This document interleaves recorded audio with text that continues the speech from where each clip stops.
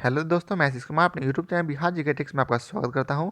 आज मैं घटनाचक्र के बीपीएससी के पूर्वावलोकन का पार्ट 6 लेकर आया हूं, जिसमें हम लोग आज विश्व के भूगोल के विभिन्न प्रश्नों को देखेंगे। यदि आप लोगों ने अब तक हमारे channel Bihar GK tips subscribe नहीं किया है तो इसे सब्सक्राइब कर लें, साथ ही बेल आइकन को जरूर दबाएं। तो आइए वीडियो को स्टार्ट करते हैं। तो विश्व के भूगोल का पहला प्रश्न है, निम्नलिखित में से कौन सा सौरमंडल का भाग नहीं है? तो इसका उत्तर है डी, निहारिका। अब आइए चलते इसके विस्तार को पढ़ते हैं। सौरमंडल का निर्माण लगभग 4.6 बिलियन वर्ष पूर्व हुआ था। सौरमंडल में सूर्य अर्थात तारा और ऐसे खगोलीय पिंड सम्मिलित होते हैं जो गुरुत्वाकर्षण बल द्वारा उससे जुड़े रहते हैं।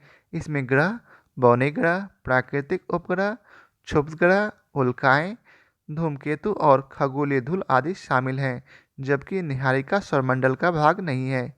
अब आइए चलते अगले प्रश्न पर। तो अगला प्रश्न है, वैज्ञानिक जिन्होंने सर्वप्रथम खोज की कि पृथ्वी सूर्य के चारों ओर घूमती है थे कौन? तो इसका उत्तर है सी, कोपरनिकस।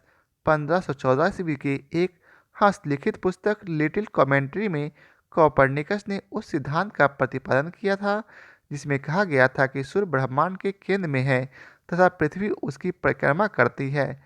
उल्लेखनीय है कि छठी सदी ईस्वी के प्रसिद्ध भारतीय खगोलविद ब्राह्मीण ने इससे लगभग 1000 वर्ष पूर्व ही यह बता दिया था कि चंद्रमा पृथ्वी का चक्कर लगाता है और पृथ्वी सूर्य की परिक्रमा करती है। अब आइए चलते हैं अगले प्रश्न पर। तो अगला प्रश्न है, हमारी आकाशगंगा के केंद्र की परिक्रमा करने में सूर्य को समय लगता है? तो इसका उत्तर है डी, 25 करोड़ वर्ष।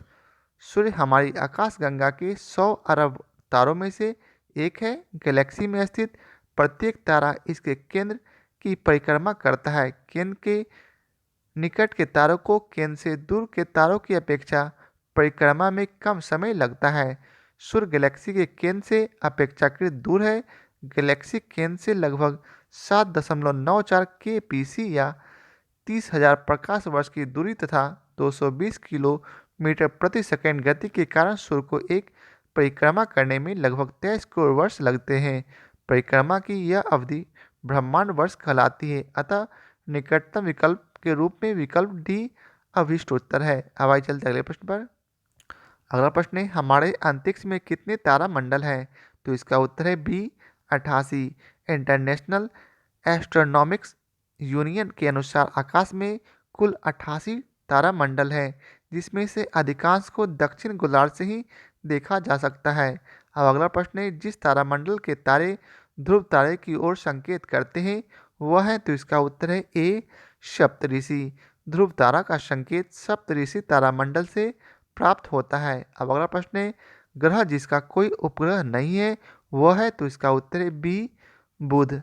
सौरमंडल में केवल 2 ग्रह बुध और शुक्र का कोई उपग्रह नहीं है। मंगल के 2 तथा नेपच्यून के 14 ज्ञान उपग्रह हैं, जिसमें ट्रेट्रॉन है एवं मेरिट प्रमुख है। वर्ष 2006 में इंटरनेशनल एस्ट्रोनॉमिकल यूनियन ने प्राग सम्मेलन में प्लूटो को ग्रह की श्रेणी से बाहर कर दिया था। अब अगला प्रश्न है, सौरमंडल का सर्वाधिक गर्म ग्रह है कौन? तो इसका उत्तर है बी, शुक्र। सौरमंडल का सर्वाधिक गर्म ग्रह शुक्र है, जिसके औसत तापमान लगभग 464 डिग्री सेल्सियस है। अब अगला प्रश्न है, इवनिंग स्टार किस ग्रह को कहते हैं? तो इसका उत्तर है सी, शुक्र अर्थात वेनस को। शुक्र ग्रह को सुबह का तारा, मॉर्निंग स्टार या सायंकाल का तारा इवनिंग स्टार कहा जाता है तथा मंगल को लाल ग्रह भी कहा जाता है। बृहस्पति सौरमंडल का सबसे बड़ा ग्रह है, जबकि शनि वलयों से युक्त ग्रह है। अब आइए चलते अगले प्रश्न पर। अगला प्रश्न है, पृथ्वी तक पहुंचने के लिए सूर्य से चला प्रकाश समय लेता है लगभग कितना? तो इसका उत्तर है सी, 8 मिनट। सूर्य से चला प्रकाश पृथ्वी तक पहुंचने में लगभग 8 मिनट 19 सेकंड का समय लेता है। इन विद्युत चुंबकीय ऊर्जा तरंगों का वेग इतना मील प्रति सेकंड होता है, अतः सही उत्तर निकटतम उत्तर विकल्प सी है। अब आइए चलते अगले प्रश्न पर। तो अगला प्रश्न है, पृथ्वी को सूर्य की परिक्रमा करने में लगते हैं लगभग कितने? तो इसका उत्तर है बी अर्थात 365.25 दिन। अब आइए चलते हैं इसके विस्तार को जानते हैं। पृथ्वी को सूर्य की परिक्रमा करने में 365.25 दिन या 365 दिन 6 घंटे 9 मिनट 9.51 सेकेंड का समय लगता है। इसे सौर दिवस कहा जाता है। सौर वर्ष, सौर दिवस को ट्रॉपिकल वर्ष भी कहा जाता है। ट्रॉपिकल वर्ष एक वसंत विषुव से दूसरे वसंत विषुव के बीच के समय के बराबर होता है। ट्रॉपिकल वर्ष सामान्यतः 365.24 दिनों का होता है। सामान्यतः कैलेंडरों में प्रयोग होने वाले वर्ष को ट्रॉपिकल वर्ष कहा जाता है, जिसमें 362 दिन 5 घंटे 48 मिनट 45.2 सेकेंड या 365.242 दिन होते हैं। वर्ष 2000 में अन्य सामान्य वर्षों की तुलना में लगभग 5 मिनट की बढ़ोतरी दर्ज की गई है। इसमें 365 दिन 6 घंटे 13 मिनट अर्थात 9 मिनटों के स्थान पर 53.26 सेकेंड अर्थात 9.51 सेकेंड के स्थान पर की गणना की गई। ऐसे वर्षों को परिवर्ष कहते हैं। अब आइए चलते हैं अगले प्रश्न पर। तो अगला प्रश्न है, पृथ्वी परिक्रमण करती हुई प्रति मिनट करीब करीब कितनी दूरी तय कर लेती है? तो ये स्टार मार्क्स है। तो आइए इसके विस्तार को पढ़ते हैं। पृथ्वी की विषुवत रेखा की परिधि 40,075 किलोमीटर है। इस दूरी को पृथ्वी अपनी धुरी पर 23 घंटे 56 मिनट में तय कर लेती है, अर्थात पृथ्वी परिक्रमण की गति लगभग 1674 किलोमीटर प्रति घंटे है। इस आधार पर प्रति मिनट पृथ्वी की गति बराबर 1674 किलोमीटर प्रति 60 मिनट बराबर 27.83 किलो प्रति मिनट होगी। किसी भी विकल्प में अभिष्ट उत्तर नहीं है। अब आइए चलते हैं अगले प्रश्न पर। तो अगला प्रश्न है, पृथ्वी पर मरुभूमि होने की संभावना अधिक रहती है? तो इसका उत्तर है बी अर्थात 23 डिग्री अक्षांश के पास। अब आइए चलते हैं इसके विस्तार को पढ़ते हैं। पृथ्वी पर उष्ण शुष्क मरुस्थलीय जलवायु का विस्तार 15 से 30 डिग्री अक्षांशों के बीच मिलता है। पृथ्वी पर मरुस्थल बनने के 4 प्रमुख भौगोलिक स्थितियां हैं। पहला भौगोलिक स्थिति है 30 डिग्री अक्षांशों के आसपास उच्च वायु दाब का पाया जाना, जहां हवा ऊपर से नीचे उतरती रहती है। फलस्वरूप यहाँ वर्ष भर मौसम साफ रहता है। सहारा और ऑस्ट्रेलियन मरुस्थल इसी के अंतर्गत आते हैं। वही दूसरा है महाद्वीपों के पश्चिमी तट के मरुस्थल 20 से 30 डिग्री अक्षांशों के बीच मिलते हैं। संभवतः हवाओं का पूर्वी मुखी होना इनका कारण है। महाद्वीपों के पूर्वी भाग से प्रवेश करने वाली व्यापारिक हवाएं पश्चिमी भाग तक पहुंचते पहुंचते शुष्क हो जाती है।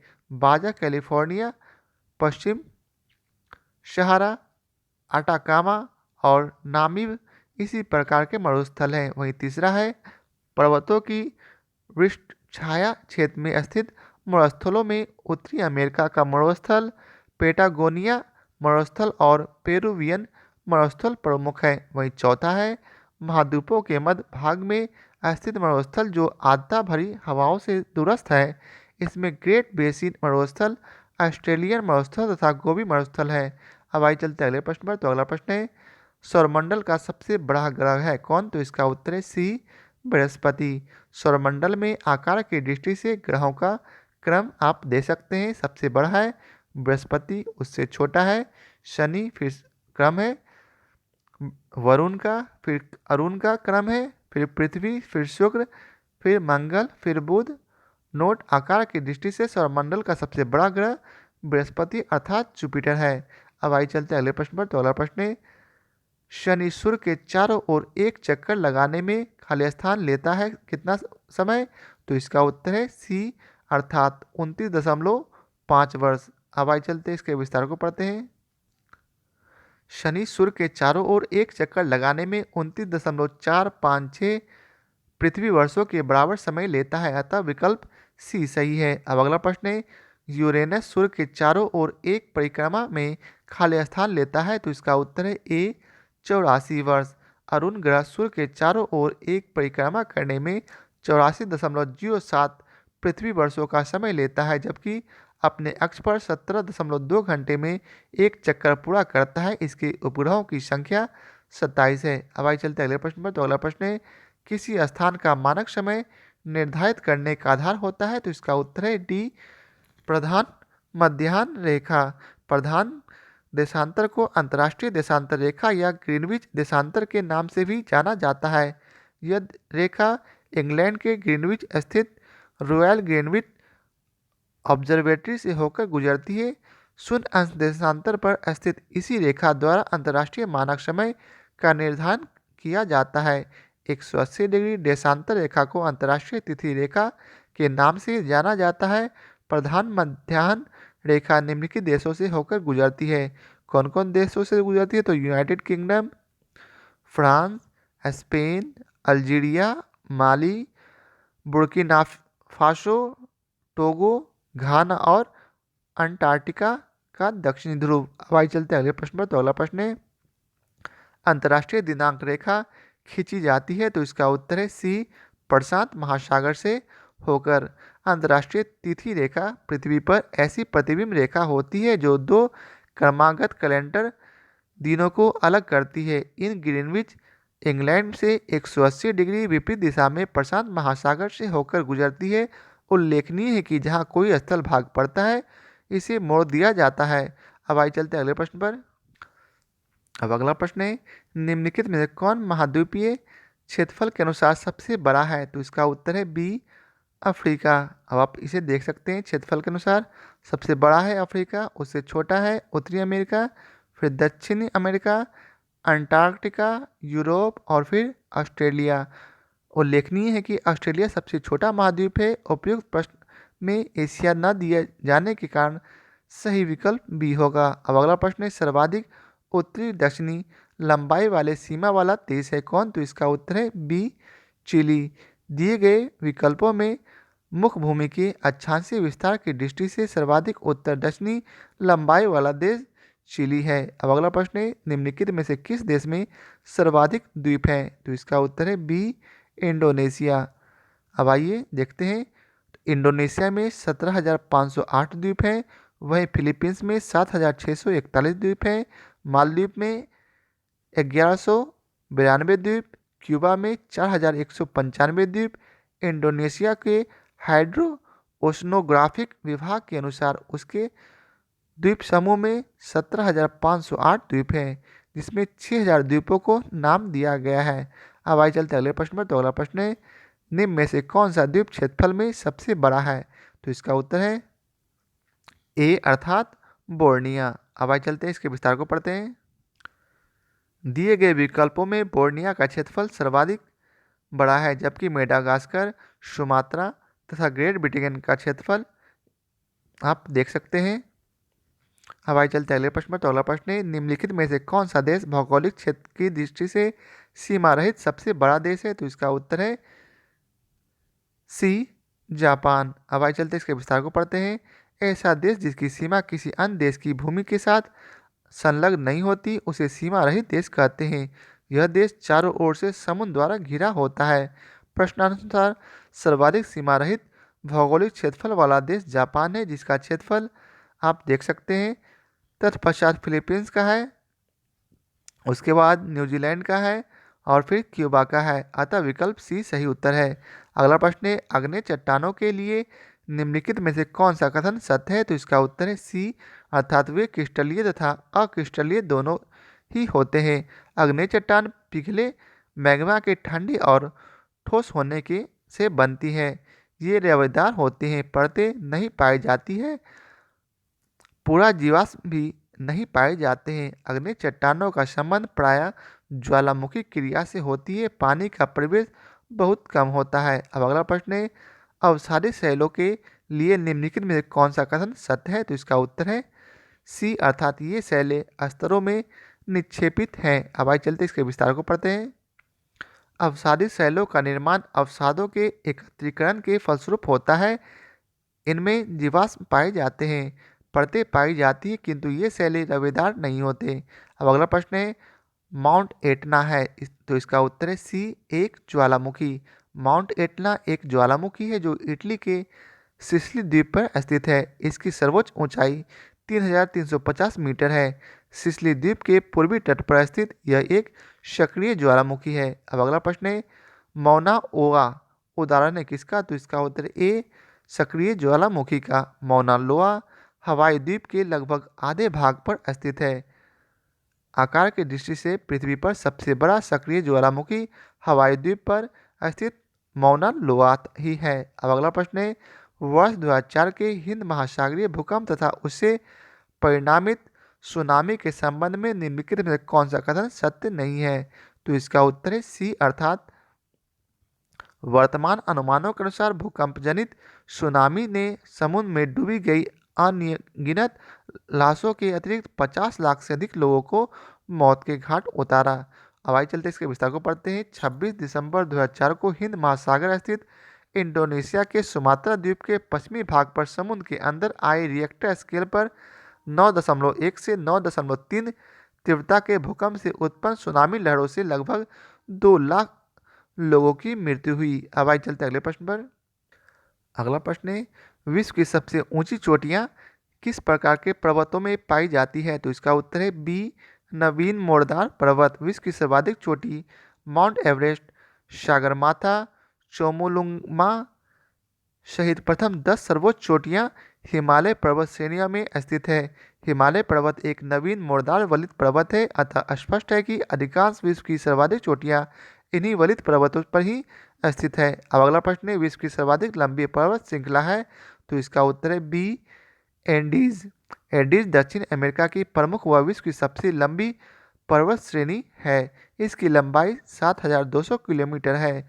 रॉकीज पर्वत उत्तरी अमेरिका की प्रमुख वलित पर्वत श्रेणी है। इसकी लंबाई 4,800 किलोमीटर है। हिमालय पर्वत दक्षिण एशिया में भारत के उत्तरी सिरे पर स्थित है, जिसकी लंबाई 2500 किलोमीटर है।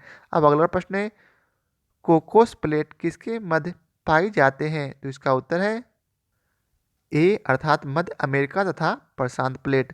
अब आइए चलते हैं इसके विस्तार को पढ़ते हैं।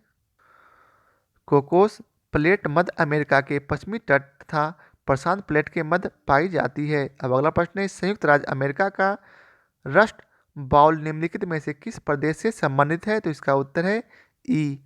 अब आइए चलते हैं इसके विस्तार को पढ़ते हैं। रस्ट बाउल या रस्ट बेल्ट संयुक्त राज्य अमेरिका का उत्तर पूर्वी क्षेत्र है। यह लौह उत्पादन करने वाला आर्थिक क्षेत्र है।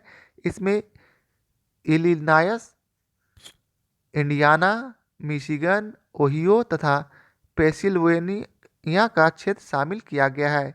इसमें ग्रेट लेक्स प्रदेश, पीटर्सबर्ग प्रदेश आदि शामिल है, अतः एक से अधिक विकल्प सही है।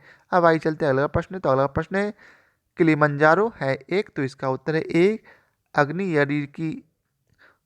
अग्नेयगिरी अर्थात वॉल्केनो।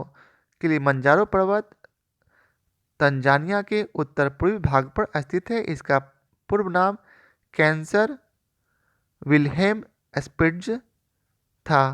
यह एक आग्नेयगिरी ज्वालामुखी पर्वत है। अब अगला प्रश्न है, गोबी का मरुस्थल है कहाँ? तो इसका उत्तर है ए, चीन में। गोबी मरुस्थल उत्तरी चीन और दक्षिणी मंगोलिया में स्थित एक विशाल मरुस्थल है। अब अगला प्रश्न है, जोहान्सबर्ग विख्यात है? तो इसका उत्तर है ए, स्वर्ण खनन हेतु।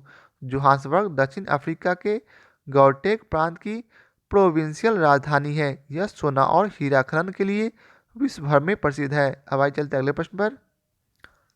अगला प्रश्न है, निम्न में से कौन सा एक स्थलरुद्ध देश है? तो इसका उत्तर है बी, हंगरी। अब आइए इसके विस्तार को पढ़ते हैं। हंगरी स्थलरुद्ध देश है जो Ukraine, Romania, Serbia, Croatia, Slovenia, Austria और स्लोवाकिया से घिरा हुआ है। बेल्जियम की सीमा उत्तर सागर से तथा रोमानिया और यूक्रेन की सीमा काला सागर से मिलती है। अब अगला प्रश्न है, इसराइल की अफगानिस्तान सीमाएं हैं कौन कौन सी? तो इसका उत्तर है ए, लेबनान, सीरिया, जॉर्डन तथा मिस्र के साथ। इसराइल अर्थात इजराइल पश्चिम एशिया का भूमध्य सागर तटीय क्षेत्र है। इसकी पश्चिमी सीमा भूमध्य सागर से, उत्तरी सीमा लेबनान से, उत्तर पूर्वी सीमा सीरिया से, पूर्वी सीमा जॉर्डन से तथा दक्षिण पश्चिम सीमा मिस्र से लगी हुई है, अतः सही विकल्प ए है। अब अगला प्रश्न है, संचार का छत किसे कहते हैं? तो इसका उत्तर है सी, पामीर को। पामीर के पठार को विश्व की छत अर्थात संसार के छत के नाम से जाना जाता है। अब अगला प्रश्न है, पूर्वी समुद्र की स्वामिनी का नाम है? तो इसका उत्तर है ए, श्रीलंका। पूर्वी समुद्र की स्वामिनी का नाम श्रीलंका है। श्रीलंका विषुवत रेखा से 880 किलोमीटर उत्तर भारतीय उपमहाद्वीप के दक्षिण पूर्वी भाग पर स्थित हिंद महासागर का द्वीपीय देश है। इसे हिंद महासागर का मोती और एशिया का प्रवेश द्वार भी कहा जाता है। अब अगला प्रश्न है, पृथ्वी के सतह का वह भाग जो पानी से ढका हुआ है लगभग, तो इसका उत्तर है सी, 2/3। अब आइए चलते इसके विस्तार को पढ़ते हैं। पृथ्वी का सतह से के कुल क्षेत्रफल के लगभग 30% भाग पर स्थल क्षेत्र और लगभग 70% भाग पर जल क्षेत्र का विस्तार है, अर्थात पृथ्वी की सतह पर पानी से ढका भाग लगभग 2/3 है। अब अगला प्रश्न है, समुद्र तल पर पृथ्वी के केंद्र के सबसे निकट स्थान है कौन, तो इसका उत्तर है ए, उत्तरी ध्रुव।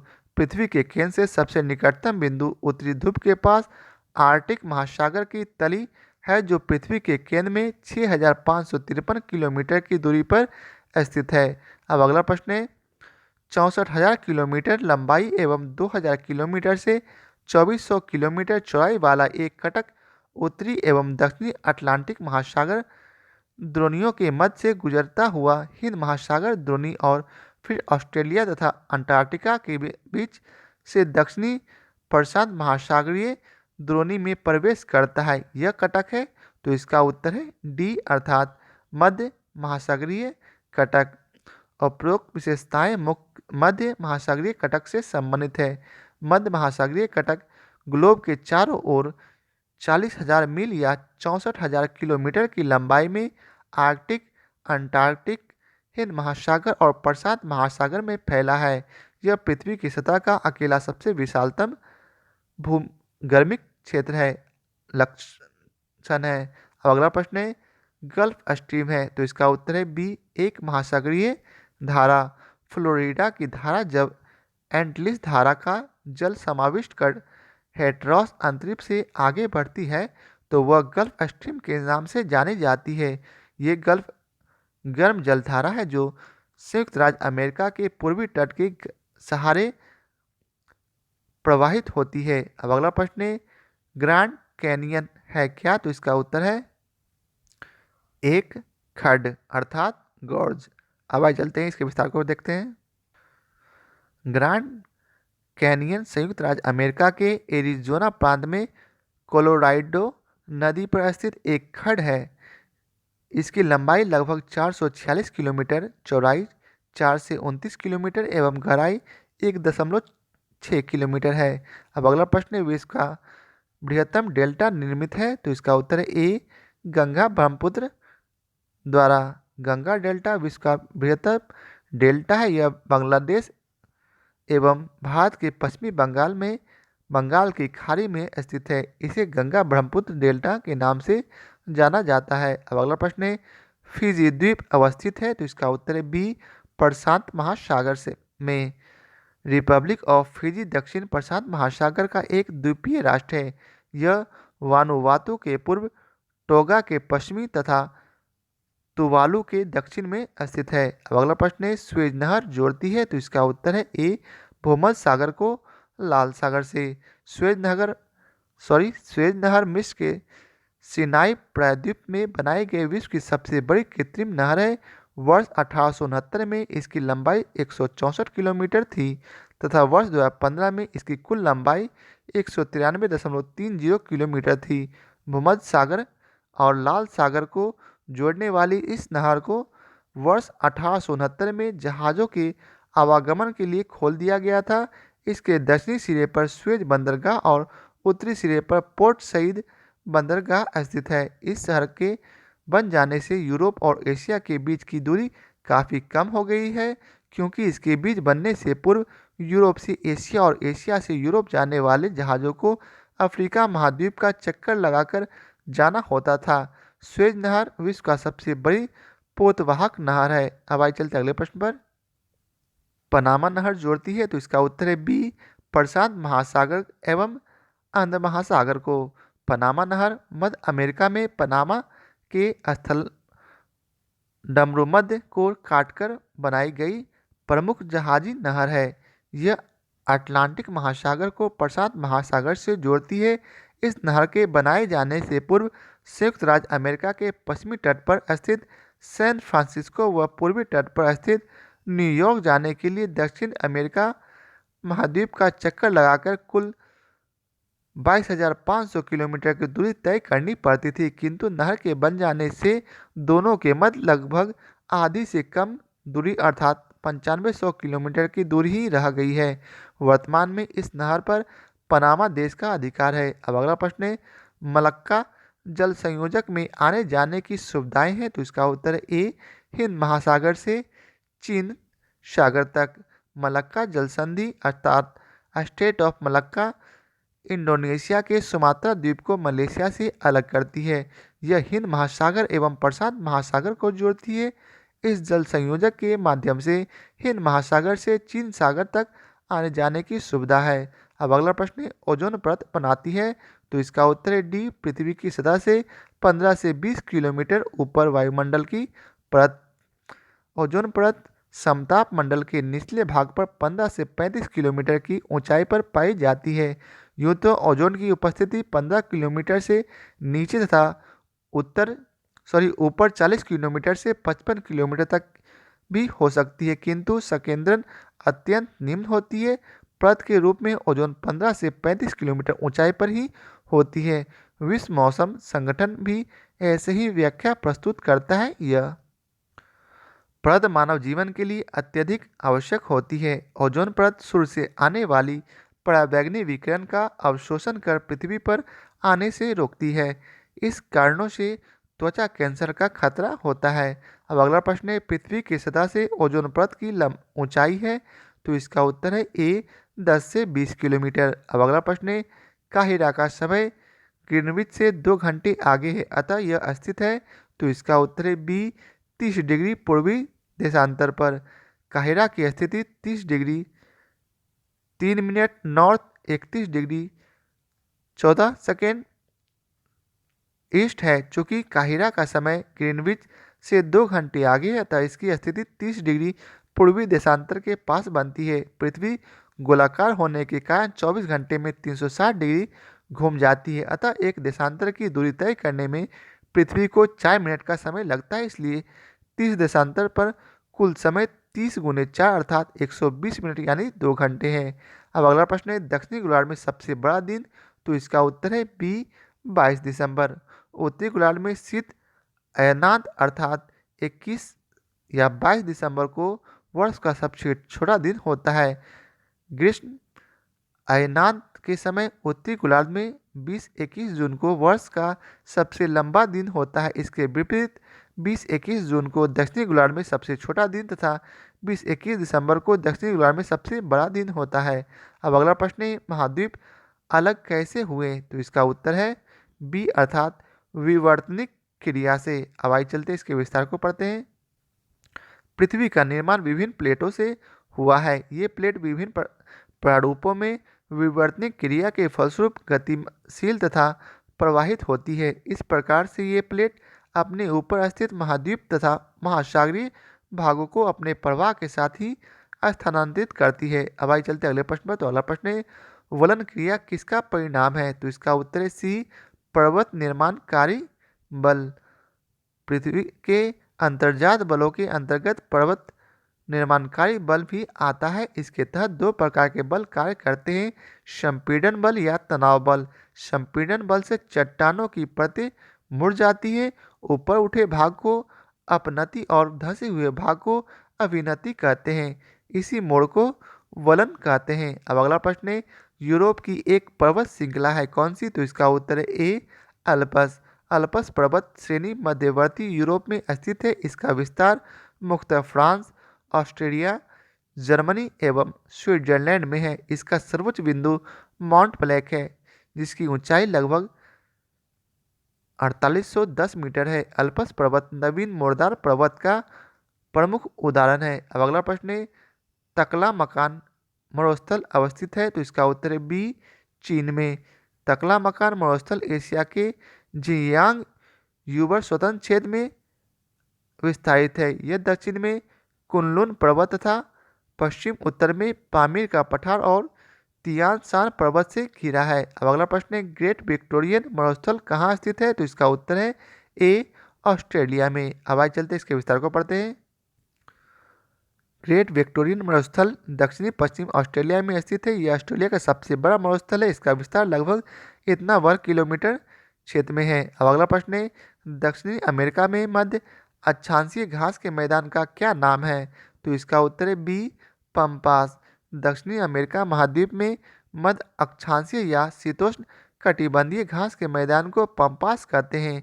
इस घास के मैदान का विस्तार अर्जेंटीना, उरुग्वे तथा ब्राजील के दक्षिणी भाग में है। अन्य मध्य अक्षांशीय घास के मैदानों में प्रेयरी तथा डाउन आदि प्रमुख है। अब अगला प्रश्न है, निम्नलिखित में से कौन सा शहर किसी देश की राजधानी नहीं है? तो इसका उत्तर है बी, सिडनी। उपयुक्त विकल्पों में सिडनी किसी देश की राजधानी नहीं है, बल्कि यह ऑस्ट्रेलिया का एक बंदरगाह नगर है, जबकि कैनबेरा ऑस्ट्रेलिया की, वेलिंगटन न्यूजीलैंड की तथा रियाद सऊदी अरब की राजधानी है। अब अगला प्रश्न है, 90 ईस्ट रीज कहाँ पर स्थित है? तो इसका उत्तर है बी, हिंद महासागर में। 90 ईस्ट रीज हिंद महासागर स्थित एक कटक का नाम है।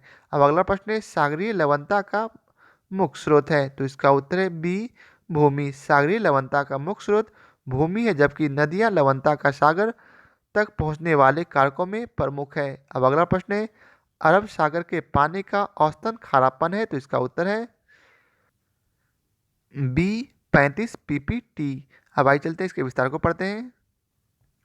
हिंद महासागर में 0 डिग्री से 10 डिग्री अक्षांशों के मध्य 35 से 14% लवणता पाई जाती है, परंतु बंगाल की खाड़ी में यह घटकर 30% हो जाती है।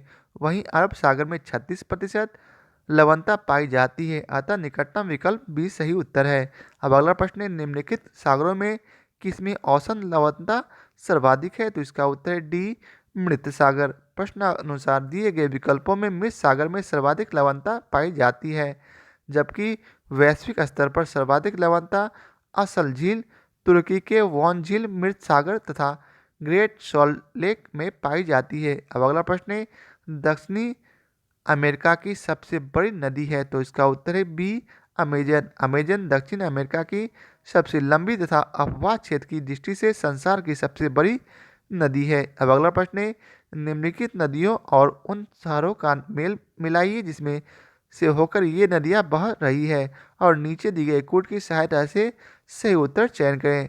तो आइए इसके विस्तार को ही देख लेते हैं डायरेक्ट।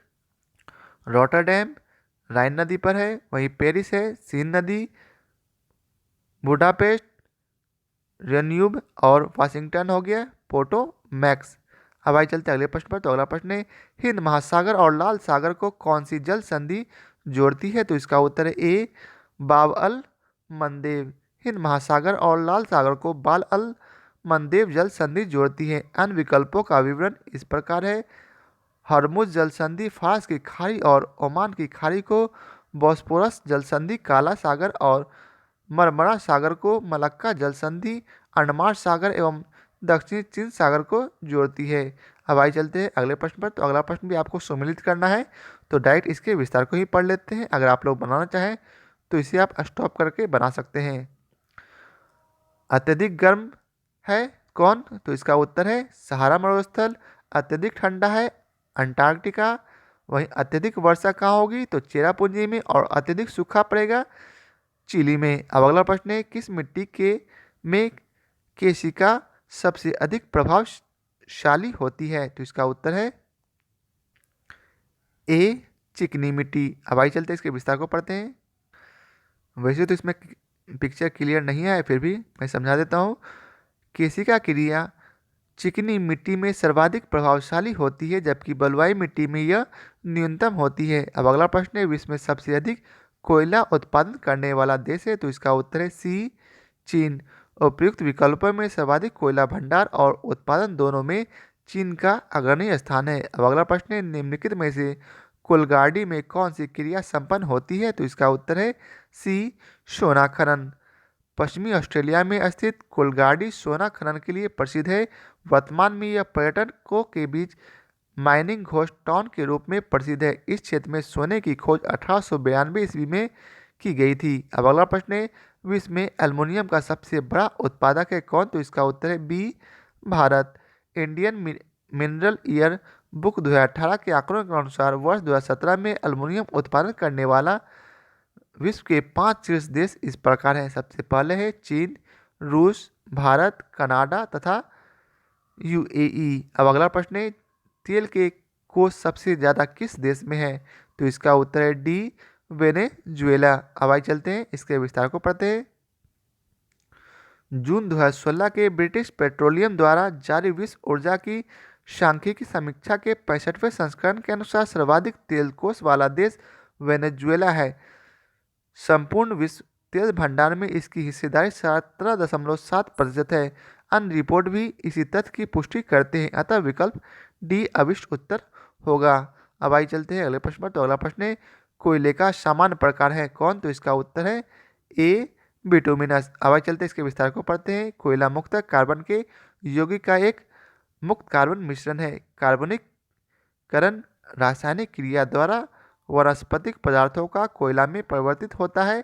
कार्बन के अंश के आधार पर कोयला 4 प्रकार का होता है: एंथ्रोसाइट, बिटुमिनस, लिग्नाइट तथा पीट। उपयुक्त चारों प्रकार के कोयले में बिटुमिनस सामान्य किस्म का कोयला माना जाता है। एंथ्रोसाइट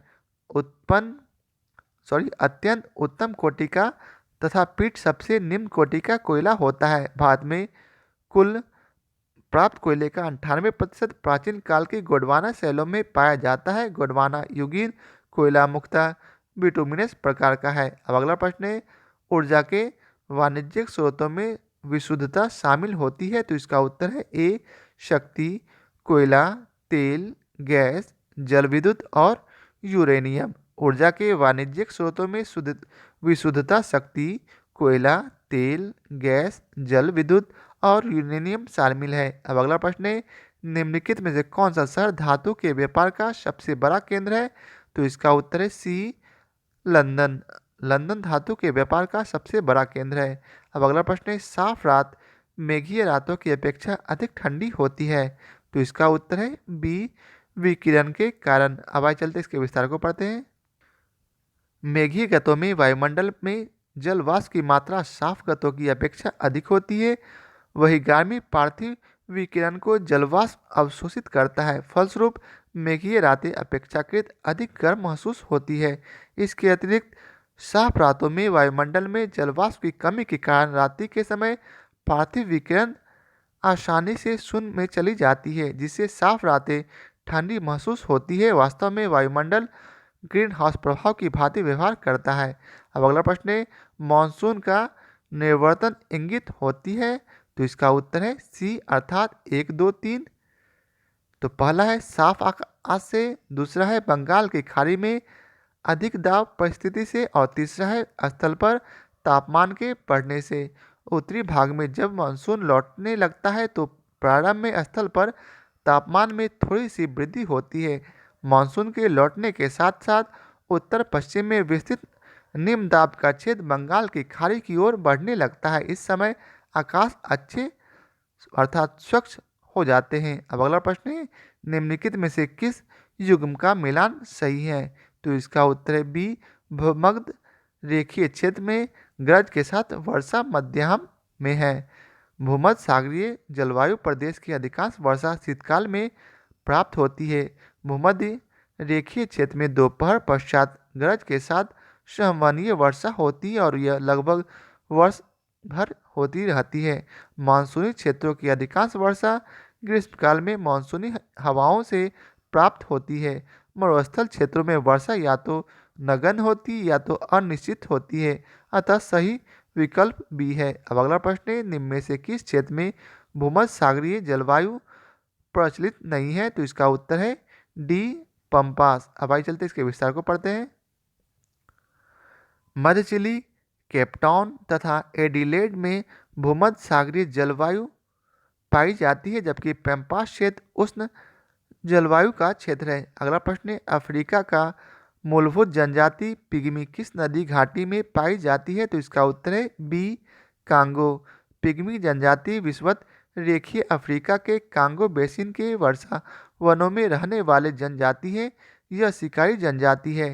पिग्मी जनजाति का निवास पेड़ों पर बनाई गई झोपड़ियों में होता है, जिसे मोंगुलस कहा जाता है? अब अगला प्रश्न है, पिग्मीज निवासी है तो इसका उत्तर है ए अफ्रीका के।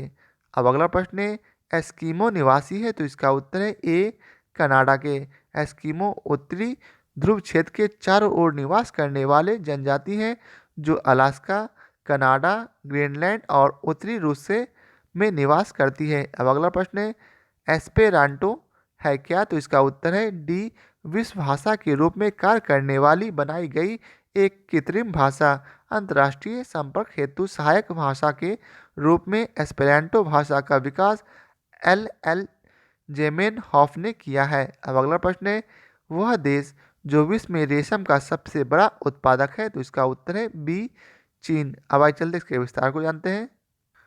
अंतर्राष्ट्रीय सेरीकल्चर आयोग के अनुसार वर्ष 2018 में विश्व में सर्वाधिक रेशम का उत्पादन चीन करता है, जबकि दूसरे स्थान पर भारत करता है। अब अगला प्रश्न है, शहतूश जो विश्व का सबसे सुंदर, गर्म और हल्का ऊन माना जाता है, वो कहाँ पाया जाता है? तो इसका उत्तर है सी चीन में। शहतूश एक विशेष प्रकार का गर्म ऊनी शॉल होता है जो तिब्बती एंटीलोप अथवा चीरू के बालों से तैयार किए जाते हैं। चीरू का निवास मूलतः चीनी स्वायत्त क्षेत्र तिब्बत में मिलता है। अब अगला प्रश्न है, निम्नलिखित में से कौन सा देश विश्व का सबसे अधिक केसर उत्पादन करने वाला देश है? तो इसका उत्तर है डी ईरान। एफएओ के आंकड़ों के अनुसार विश्व में ईरान लगभग 85% केसर का उत्पादन करता है।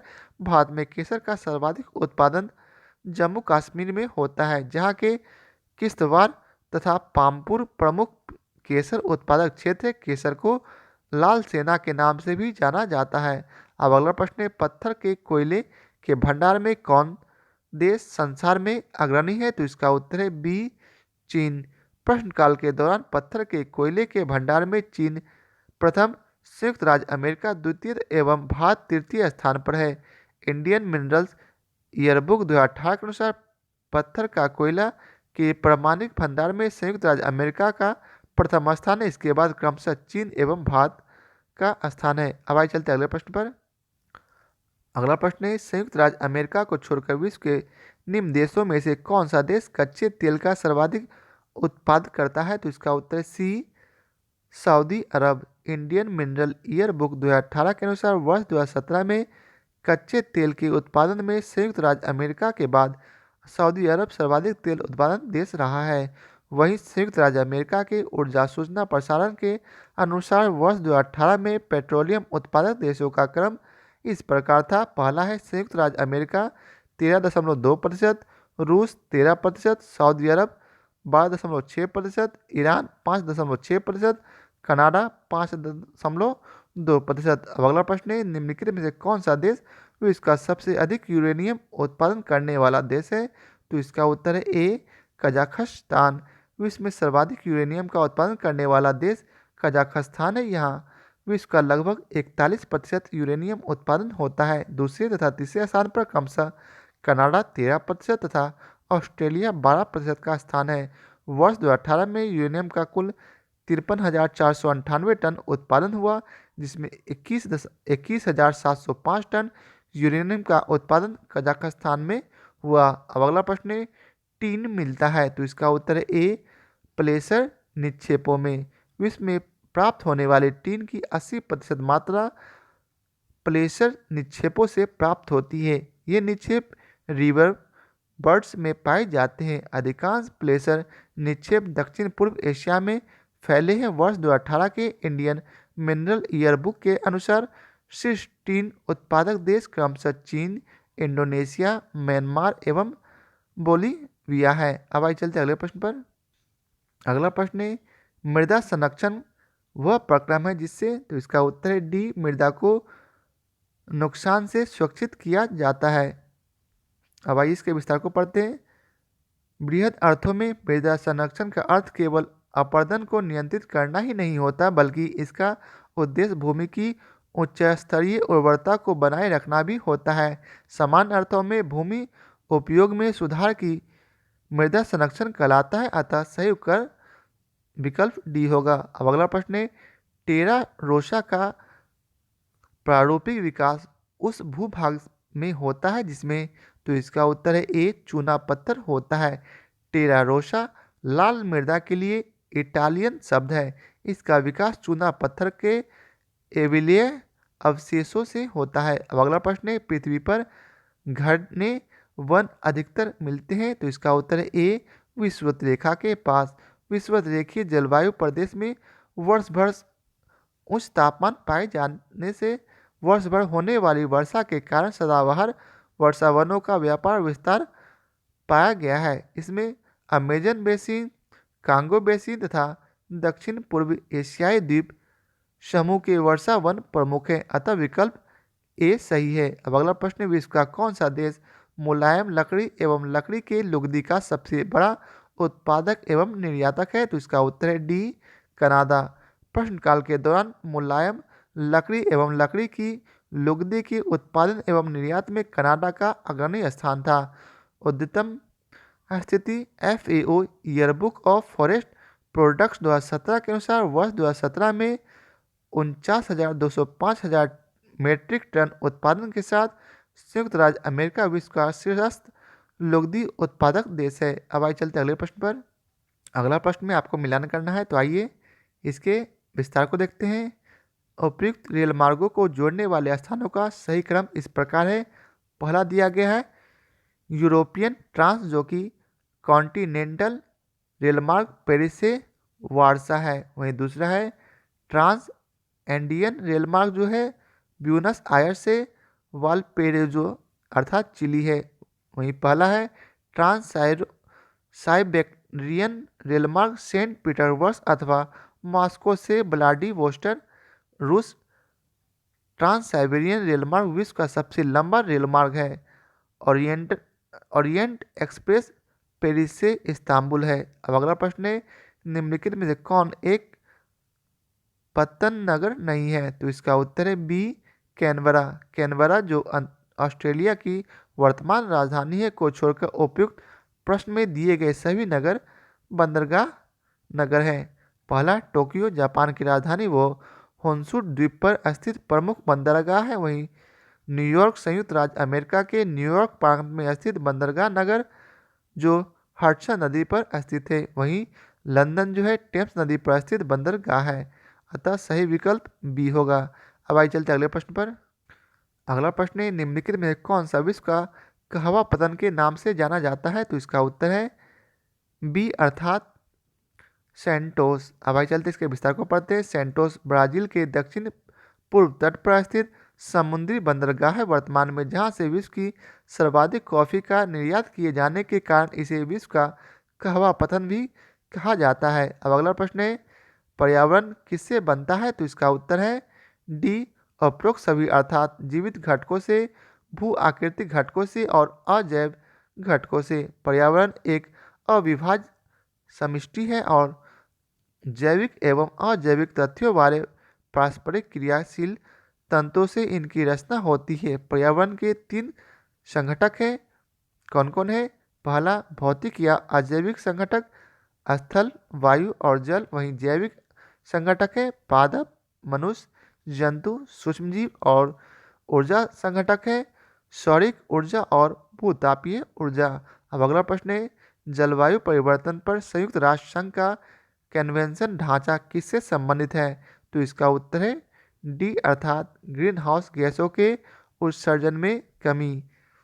अब आइए चलते इसके विस्तार को पढ़ते हैं। जलवायु परिवर्तन पर संयुक्त राष्ट्र संघ का कन्वेंशन ढांचा ग्रीन हाउस गैसों के उत्सर्जन में कमी लाने से संबंधित है। ज्ञातव्य है कि CO2 ग्रीन हाउस गैसों के अंतर्गत ही आती है। तो ये विश्व के भूगोल का आखिरी प्रश्न था। आशा करता हूँ आप लोगों को हमारा यह वीडियो पसंद आया हो। यदि आप लोगों को हमारा यह वीडियो पसंद आया हो तो इसे लाइक और शेयर जरूर करें। फिर मिलते हैं भारत के भूगोल के विभिन्न प्रश्नों के साथ। आज के लिए बहुत बहुत धन्यवाद।